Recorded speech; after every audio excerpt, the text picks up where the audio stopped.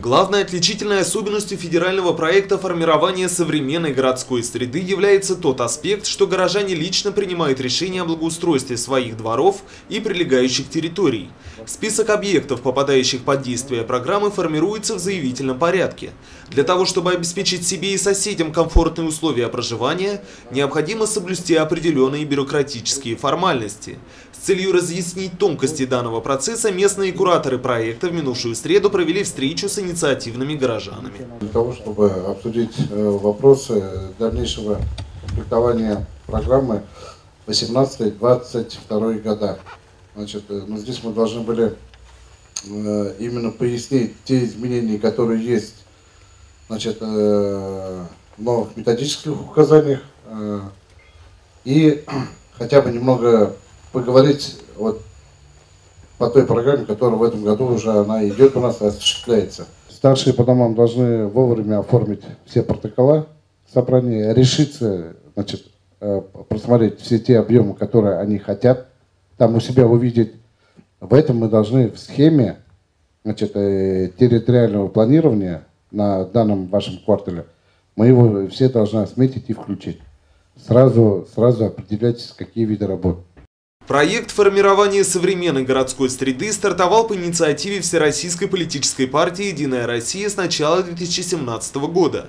Расчетный период реализации программы укладывается в срок до 2022 года и предусматривает совокупности выделения 20 миллиардов рублей из федерального бюджета, а также софинансирование из средств региональной и муниципальной казны. Начиная с 2018-го принять участие в программе благоустройства должны все населенные пункты республики с численностью населения более 1000 человек. Между тем, в Сибае по состоянию на текущий момент уже имеется несколько реализованных в рамках данной программы проектов. За текущее время реализовано 5 заявок по дворовым территориям. Это у нас уже по индустриальному шоссе 12, индустриальное шоссе 6, Кусимова 4. Также следующая дворовая территория, которая участвовала и активно принимала участие, стоит отметить, это строители 2, ветеранов 2. Строители 4, 4/1, также строители 6, 6/1, 6/2, ветеранов 6. А также активное участие принимали Чайковского 28, которые решением комиссии были включены именно в программу 2017 года основным списком. Основной упор делается на то, что инициатива должна исходить полностью от жителей, потому что без инициативы жителей в данную программу невозможно включить какую-либо дворовую территорию. Помимо проекта «Городская среда», в Сибае сегодня активно реализуются партийные программы «Парки малых городов» и «Театры малых городов». За ходом работ по каждой из них ведется постоянный общественный и партийный контроль. Закреплены депутаты Совета городского округа 4-го созыва, представители администрации города. Публикуется информация в социальных сетях.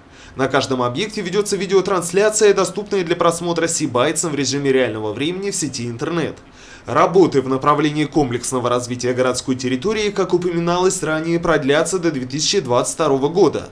Поэтому кураторы проектов призывают горожан активнее участвовать в жизни города, выступать с личными инициативами и внести свой персональный вклад в формирование комфортной городской среды. Ринат Музафаров, Алик Кадыров, Гульгена Расхильдина, телекомпания СТВ.